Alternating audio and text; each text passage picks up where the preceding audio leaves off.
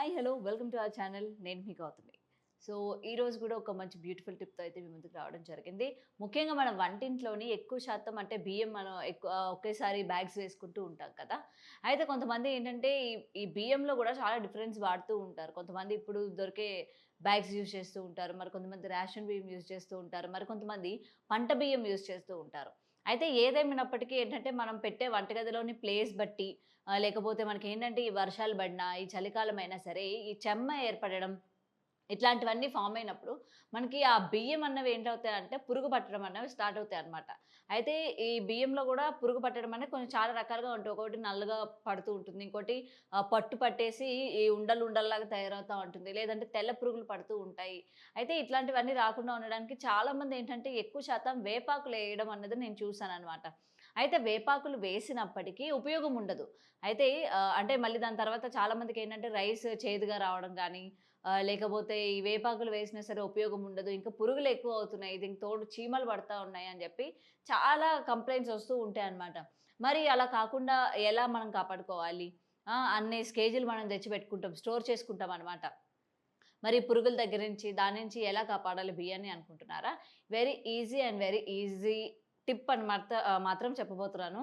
అయితే ఇది మన వంటింట్లోని డైలీ మనం వంటల్లో యూజ్ చేసేదే పుదీనా.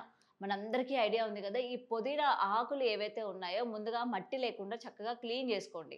అంటే బాగా కడుక్కోండి. కడుక్కున్న తర్వాత బాగా ఆరబెట్టాలి. బాగా ఆరిపోవాలనమాట ఆకులు. మళ్ళీ మీరు తడితో గాని వేసినట్లయితే మళ్ళీ తడి స్మెల్ రావడం గానీ, లేకపోతే మళ్ళీ దానికి సంబంధించి ఫంగస్ లాగా ఏర్పడడం గానీ, లేకపోతే పురుగు పట్టడం గానీ, లేకపోతే మట్టి వాసన రావడం గానీ, ఇలాంటివన్నీ వచ్చే ఛాన్సెస్ ఉంటాయి. కాబట్టి ఈ ఆకులన్నవి కడిగిన తర్వాత బాగా ఎండబెట్టుకోండి. ఫ్యాన్ కింద గానీ, లేకపోతే ఎండలో గానీ ఎండబెట్టుకున్నట్లయితే మొత్తం కూడా డ్రై అయిపోతాయి కదా! అప్పుడు ఈ పుదీనా ఆకులు ఏవైతే ఉన్నాయో ముందుగా బియ్యం డబ్బా ఏదైతే ఉందో మొదట్లో వేసుకోండి.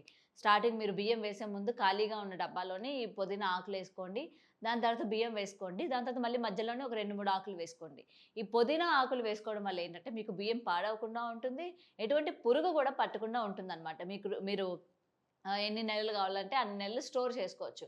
ఇది మళ్ళీ మీరేంటంటే ఏ టైప్ ఆఫ్ రైస్‌కైనా వేసుకోవచ్చా అనంటే ఏ టైప్ ఆఫ్ బియ్యంకైనా మీరేసుకోవచ్చు. మీరన్నట్టు రేషన్ బియ్యంకి గానీ, లేకపోతే మనం యూజ్ చేసే ఇప్పుడు పాలిష్డ్ బియ్యం గానీ, ఏ టైప్ అయినా సరే పురుగు పడుతుంది అని మీకు అనిపిస్తున్నట్లయితే తప్పకుండా ఈ పుదీనా ఆకులైతే వేసుకోండి. వేపాకులు గానీ, ఇట్లాంటివి లేకపోతే కొంతమంది ఎండుమిర్చి ఏస్తూ ఉంటారు. కొంతమంది ఉల్లిపాయలు పెడుతూ ఉంటారు.